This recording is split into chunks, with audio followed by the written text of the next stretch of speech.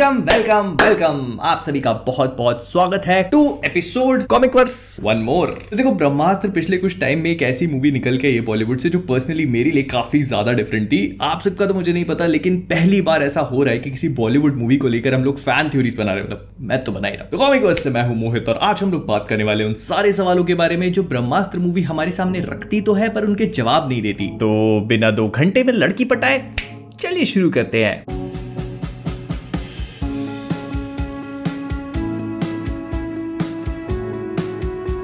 तो हमारा सबसे पहला सवाल ईशा के कैरेक्टर को लेकर है कि क्या जैसा हमको दिखाया गया है ईशा वैसे ही सच में पावरलेस थी या फिर इसमें कुछ शक्तियां थी जो हमें दिखाई नहीं गई और वो अगले पार्ट में निकलेंगी। तो देखो, इस पूरी मूवी का सबसे इंपॉर्टेंट और एसेंस था इसकी लव स्टोरी, जो मात्र 2 घंटे से लेकर 1 दिन के अंदर चालू हो जाती है और दूसरे दिन में ये एक दूसरे को आई लव यू बोल देते हैं। और आप सबको तो मुझे नहीं पता, लेकिन मेरे को पर्सनली ऐसा लग रहा था कि जो इनका घंटों का प्यार है, जो मोहब्बत ऐसी जाग गई है अचानक से, तो एक इंसान का तो कटने वाला है इसमें बहुत गंदा। लेकिन ऐसा कुछ होता नहीं है। इनफैक्ट क्लाइमैक्स में शिवा की पावर्स को मैनिफेस्ट कराने में ईशा का बहुत बड़ा हाथ होता है।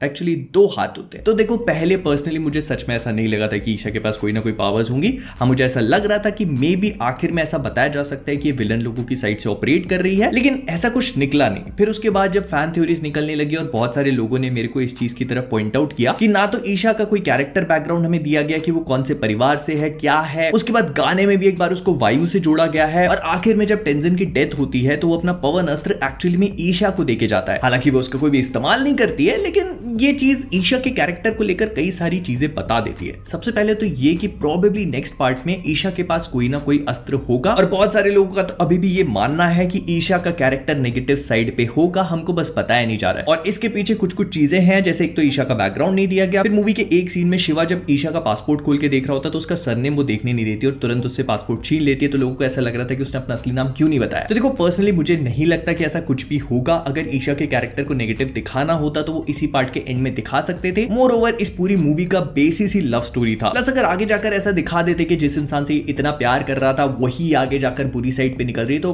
क्रिस्टोफर नोलन की पिक्चर थोड़ी चल रही है। फिर इसके बाद हमारा अगला सवाल ये आता है कि आखिर में जुनून के पास पानी की पावर कैसे आ गई। तो देखो, इस पूरी मूवी में जब भी हमने जुनून को देखा है तो हमको ये मालूम है कि वो शिवा के पिताजी जो ब्रह्मदेव या जो देव थे, उनकी अग्नि अस्त्र वाली पावर्स को समहाउ हार्नेस कर रही थी और उसी से वो लोगों पर अटैक कर रही थी। लेकिन जब शिवा इतनी बड़ी सुजानो बना लेता है तो फिर उसके पास कोई ऑप्शन नहीं बचता और आखिर में हमको पता लगता है कि वो पानी की पावर्स को भी समन कर सकती है। अब सवाल ये कि ऐसा हुआ कैसे। तो इसी सीन में हमको ये चीज बताई गई है कि देव के पास सिर्फ अग्नि अस्त्र की पावर्स नहीं होती, उसके पास जल अस्त्र भी होता है और जुनून उसी जल अस्त्र की पावर्स को समन करती है और बारिश ले आती है। अब इसी से मेरा अगला सवाल भी निकल के आ जाता है कि आखिरकार देव के पास जल अस्त्र की पावर्स आई कैसे। तो देखो, सुनने में जो इसका एक्सप्लेनेशन है ना, वो बहुत आसान तो है लेकिन उतना ही ज्यादा ट्विस्टेड भी है। इस मूवी के बीच में हमको दिखाया जाता है कि देव और अमृता के बीच में फाइट होती है, तो मे भी ऐसा कुछ हो सकता है कि इसी फाइट में देव ने अमृता से उसका जलस्त्र छीन लिया हो। And that would also explain कि जब शिवा के घर में आग लगती है बचपन में तो अमृता उस आग को क्यों नहीं बुझा पाती, क्योंकि उसके पास जलस्त्र था ही नहीं, उसका जलस्त्र एक्चुअली में देव के पास था। फिर इसके बाद अगला क्वेश्चन ये आता है कि आखिरकार वानर अस्त्र और नंदी अस्त्र का हुआ क्या। तो देखो, वैसे तो हम लोगों ने ब्रह्मास्त्र में कई सारे अस्त्र देखे, लेकिन इसमें से 2 थे जो एकदम स्टैंड आउट कर रहे थे। पहला वानर अस्त्र और दूसरा नंदी अस्त्र।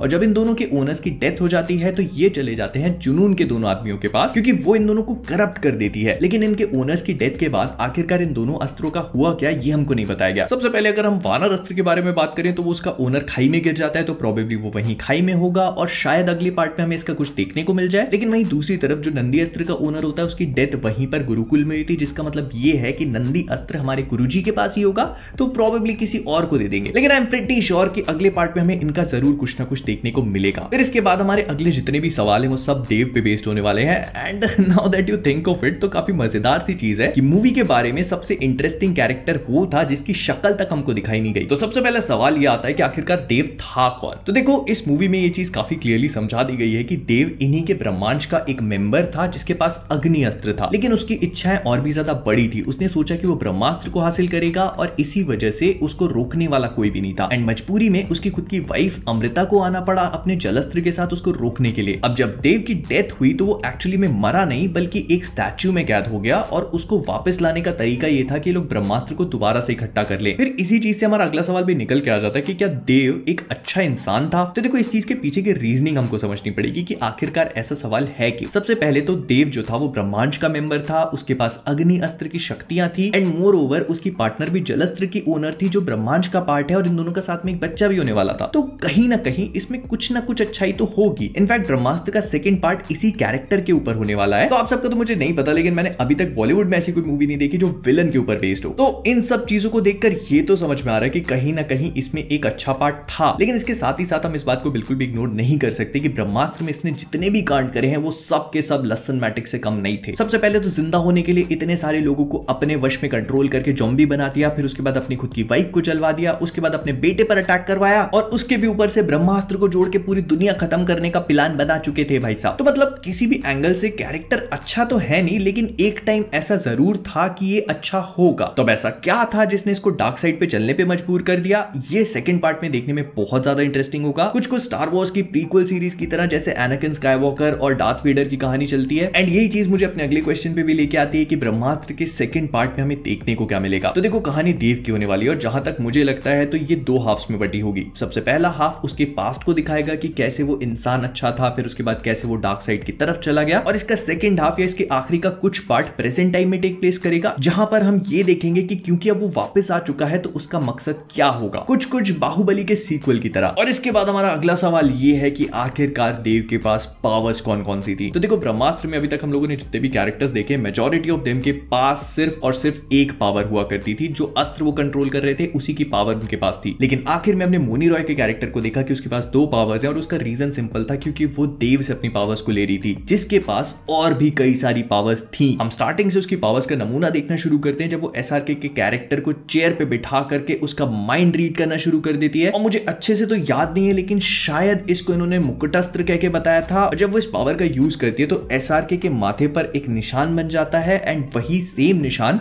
देव की स्टैचू में भी बनता है। तो मे भी ऐसा हो सकता है कि ये भी एक अस्त्र हो जो देव अपने फोरहेड पे वियर करता है। फिर इसके बाद जुनून बीच मूवी में दूसरे अस्त्र का भी इस्तेमाल करती है। जब वो ट्रक से गिरने वाले होते हैं तो वो कवच अस्त्र को समन करके अपने और सांड दोनों के ऊपर ऐसे शील्ड टाइप की बना लेती है। तो प्रोबेबली देव का सेकंड अस्त्र होगा जो कवच को समन कर लेता है। फिर इसके बाद अग्नि अस्त्र और जल अस्त्र तो हमने देख ही लिए, बट आई थिंक कि देव के पास शायद और भी दूसरे अस्त्र होंगे जो हमने इस मूवी में नहीं देखे हैं।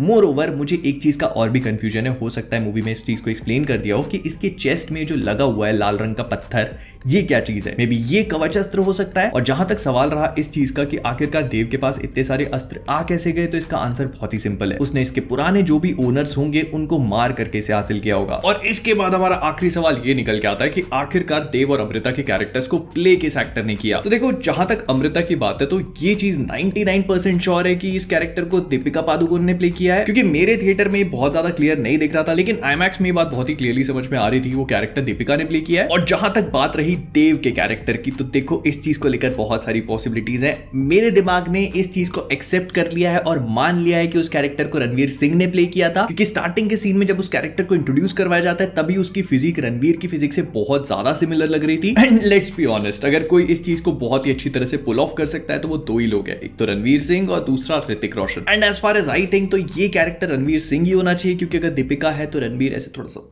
मस्त chemistry. But I also think कि अभी तक इस चीज की कास्टिंग हुई नहीं है, बिकॉज अगर उन लोगों ने रणवीर सिंह को पैसे दिए होते इस रोल के लिए तो it would have made sense कि आखिरी में उसका फेस रिवील तो एटलीस्ट कर देते, क्योंकि अगर आप किसी काम के लिए किसी को पैसे दे रहे हो तो पैसा वसूल भी तो करवाओगे। एंड लेट्स बी ऑनेस्ट, अगर आखिर के सीन में हमें रणवीर सिंह का फेस देखने को मिल जाता तो अगले पार्ट की जो हाइप है वो नेक्स्ट लेवल हो जाती। तो what I personally think is कि उन लोगों ने अभी तक इसके लिए एक्टर को कास्ट नहीं किया होगा। ऑल्दो ऐसा हो सकता है कि उनके दिमाग में रणवीर सिंह की इमेज है, लेकिन उस रोल के लिए उन लोगों ने अभी तक इसे कास्ट किया नहीं है। खैर, तो ये वो सारे के सारे सवाल थे जो ब्रह्मास्त्र देखने के बाद मेरे दिमाग में घूम रहे हैं। वैसे तो और भी हैं, लेकिन मैंने सारे छांट पीट के अलग करे। इसके अलावा भी अगर आपके दिमाग में कुछ हो तो कमेंट्स में बताना मत भूलना। तो विद दैट बीइंग सेड, हम लोग इस वीडियो को यहीं पर रैप अप करेंगे। पसंद आए लाइक कर देना, शेयर कर देना, और अगर नए हो तो सब्सक्राइब करना मत भूलना। तो जाने से पहले कॉमिक वर्स से मैं हूं मोहित, और आप सभी लोग एज ऑलवेज कीपिंग ऑसम।